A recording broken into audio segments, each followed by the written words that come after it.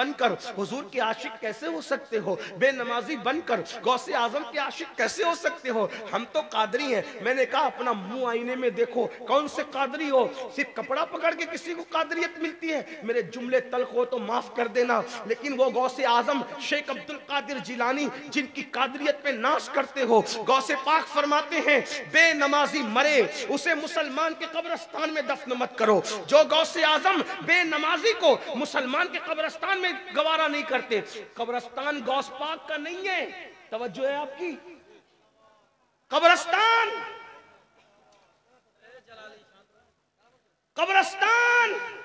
गौसे पाक का नहीं है बज़ाहिर।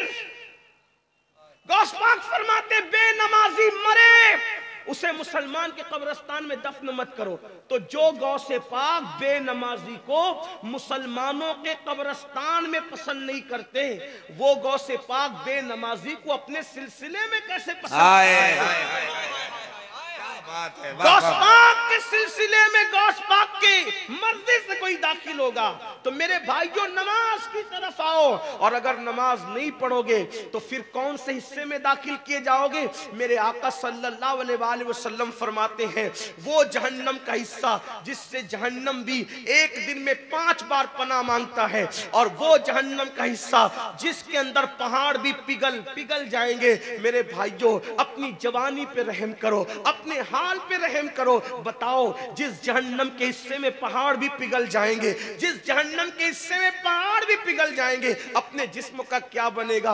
आओ सच्ची तौबा कर लो, अल्लाह की बारगाह में माफी तलब कर लो। उर्स बुखारी में आने वालों अहद करके जाओ कि आज के बाद कभी नमाज नहीं छूटेगी, आज के बाद कभी बदनजरी नहीं करेंगे, आज के बाद गुनाह कबीरा की तरफ नहीं जाएंगे। अगर आपने सच्ची तौबा कर ली तो हमारे नबी सल्लल्लाहु अलैहि वसल्लम फरमाते हैं गुनाह से तौबा करने वाला ऐसा है जैसे उसने गुनाह किया ही नहीं। आज बदल जाओ, कान खींचने का नाम तौबा नहीं, गाल पीटने का नाम तौबा नहीं, अस्तगफिरुल्लाह अस्तगफिरुल्लाह पढ़ने का नाम सिर्फ तौबा नहीं, बल्कि तौबा ये है अपने अल्लाह से वादा करो आज से पहले कोई गुनाह हो गया हो तो मौला मैं माफी मांगता हूँ। आज के बाद सर्दी हो या गर्मी हो, बारिश हो, कुछ हो, एक बार आपसे कहता हूँ, अगर आप कहते ना कि मेरे पैर पकड़ के कह दे नमाजी बन जा, तो मैं आपके पैर भी पकड़ के कहता। लेकिन मुसलमानों हाथ जोड़ के कहता हूं नमाज छोड़कर हम रसूलुल्लाह के सच्चे उम्मती नहीं हो सकते। कुछ करो या ना करो, कम से कम नमाजी बनो। जो नमाजी बनता है वो दीनदार खुद ब खुद बन जाता है।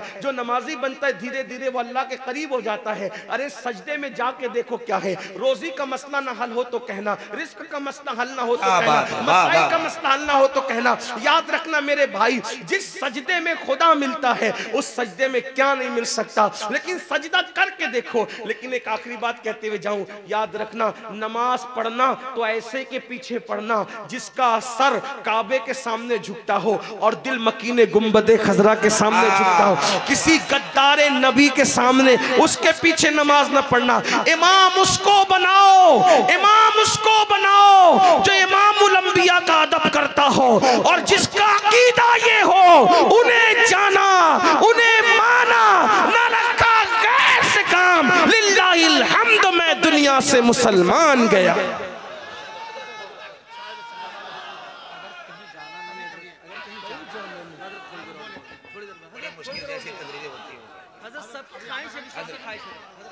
माशाअल्लाह। साहिब सज्जादा का हुक्म है 10 मिनट और बोल दूं, 10 मिनट और बोल देता हूं, बात पूरी करता हूं। तौबा करो, आज से पहले जो हो गया तौबा करो। और उर्स में अल्लाह वालों के पास बैठकर अगर कोई तौबा कर लेता है, उर्स में अल्लाह वालों के पास बैठकर कोई तौबा कर लेता है तो अल्लाह पाक उसकी जिंदगी बदल देता है, जिंदगी में इनकलाब बपा कर देता है। आओ मैं भी और आप भी सच्ची तौबा करें, इसलिए कि जब वलियों के यहाँ तौबा की जाती है, अल्लाह वालों के यहाँ तौबा की जाती है तो अल्लाह तबारक व तआला फिर गुनहगार को नहीं देखता बल्कि तौबा करने वाले की तौबा को कबूल कर लेता है। देखो एक रिवायत आपने सुनी होगी, अक्सर बयान की जाती है, अल्लाह अकबर, कि एक शख्स ने 99 कत्ल किए और 99 कत्ल करने के बाद उसके दिल में ख्याल आया कि मैंने तौबा करनी है, यानी बदल जाना है, नेक बन जाना है। तो उसने एक आदमी से मसला पूछा, किसी जानने वाले से मसला पूछा, भाई मैं 99 कत्ल किए मैंने, अब मैं अगर तौबा करूं तो कबूल होगी कि नहीं होगी? तो कुछ लोग ज्यादा देर होशियार होते हैं, अपने सिवा वो किसी को जन्नती समझते ही नहीं, अपने सिवा वो किसी को नेक समझते ही नहीं। तो उसने क्या कहा, वाह साहब 99 कत्ल कर लिए, और 99 कत्ल करने के बाद जो है अब आप तौबा करने जा रहे, जाओ जाओ आपकी तौबा कबूल नहीं होगी। मैं बतौर मफहूम अपने अल्फाज के जामे में पेश करूं, जाओ जाओ तौबा कबूल नहीं होगी। तो वो थोड़ा सा था दीवाना आदमी, तो उसने सोचा 99 कत्ल पे भी जहन्नम मिलेगी, तो फिर 99 क्यों, पूरा ना कर ले, पूरा 100 ना कर ले। उसने उसी को कत्ल कर दिया, यानी जो डेढ़ होशियारी करने गया उसने, और 100 हो गए। 100 के बाद वो किसी अल्लाह वाले से साहिबे दिल से मिला, कहा मैंने 100 कत्ल किए, तौबा करना चाहता हूँ, क्या मैं तेरी तौबा कबूल है? उसने कहा हाँ। देखो लेकिन उसने बताया कि ये बात कौन बयान कर रहा है? अल्लाह के रसूल सल्लल्लाहु अलैहि वसल्लम बयान कर रहे हैं। लोग कहते हैं वलियों के यहाँ जाने से क्या मिलता है, क्या मिलेगा उर्स में जाने से, क्या मिलेगा आस्ताने पे जाने से? हदीस पाक का मफहूम है 100 कत्ल करने वाला जब तौबा करने के बारे में पूछता है तो वो साहिबे दिल कहता है हाँ तेरी तौबा कबूल होगी। ये करीब में वलियों की बस्ती है, ये करीब में वलियों की बस्ती है। अगर तू उन वलियों की बस्ती में जाके तौबा करेगा तो अल्लाह तेरे गुनाह ना देखेगा बल्कि अल्लाह तुझे माफ कर देगा। मैं भी कह दूं ये करीब में वलियों की बस्ती है। वाह वाह, ये करीब में वलियों की बस्ती है। अरे वो वली थे लेकिन सैयदुल आलमीन की औलाद नहीं थे, ये तो वली भी हैं और मुस्तफा जाने रहमत की औलाद भी है। मखदूम जान की औलाद साहबे सज्जादा वलियों की बस्ती में आए हैं। अल्लाह अकबर। कहाँ वलियों की बस्ती है और तुम तौबा करोगे उधर जाके। अब सोचो उसने तौबा की नीयत से वलियों की बस्ती की तरफ कदम बढ़ाया। अल्लाह की शान देखो, उसने वलियों की बस्ती की तरफ कदम बढ़ाया। अल्लाह की शान देखो, अभी कदम उठा करके आगे बढ़ा ही था कि उसका इंतकाल हो गया और धड़ाम से जमीन पे गिर पड़ा। जब इंतकाल हुआ तो फरिश्ते आए, जन्नत के फरिश्ते, रहमत के फरिश्ते भी आए, जहन्नम के फरिश्ते और अजाब के फरिश्ते भी आए। एक बात आपको कहूं, फरिश्ते अपनी मर्जी से आते जाते हैं क्या? फरिश्ते अपनी, भाई कहीं ऐसा होता है कि दोनों चले आए? ऐसा नहीं होता ना, जिसको अल्लाह भेजता है वही आता है? लेकिन यहां अल्लाह ने दोनों को भेजा। देखो अल्लाह बताना चाहता है, ऐसे मौके पे अल्लाह बताना चाहता है कुछ। दोनों आ गए, रहमत वाले भी आ गए, अजाब वाले भी आ गए। अब दोनों कहते हैं हम ले जाएंगे, हम ले जाएंगे। अरे हम ले जाएंगे, तो फिर दोनों में गुफ्तगू भी। कहा तुम क्यों ले जाओगे? कहा ये तो पापी था, मुजरिम था। अल्लाह की बारगाह में अर्ज किया गया मौला हम ले जाना चाहते। वो कहते हैं हम ले। तुम क्यों ले जाना चाहते? वो 100 कातिल 100 का कत्ल किया था, तुम क्यों ले जाना चाहते हो? मौला 100 का कत्ल तो किया था लेकिन अल्लाह वालों की बस्ती की तरफ तौबा की नीयत से चला था, अभी पहुंचा नहीं, सिर्फ चला था। याद रखना मेरी कौम के जवानों, किसी का दर ऐसा नहीं जिसके दर पे जाओ और नाकामी के साथ बैठ जाओ तो कामयाबी मिल जाए, ऐसा नहीं है। एक मेरे अल्लाह का दर है, अल्लाह का दर जो खुद फरमाता है, हदीस कुदसी है, जो मेरी तरफ चल कर आता है मेरी रहमतें उसकी तरफ दौड़ करके जाया करती है। वहां अगर बैठ जाओगे थक के रास्ते में तो मंजिल खुद चलकर तुम्हारा इस्तेकबाल करेगी। अल्लाह अकबर। तो क्या कहा, तुम क्यों ले जाना चाहते हो? तौबा की नियत से वलियों की बस्ती की तरफ चला था। तो अल्लाह फरमाता है एक काम करो, जाओ। अब देखो, अब यहां पर कुछ लोग डंडी मारते, तो कहा सिर्फ तौबा की नियत से वो बख्शा गया।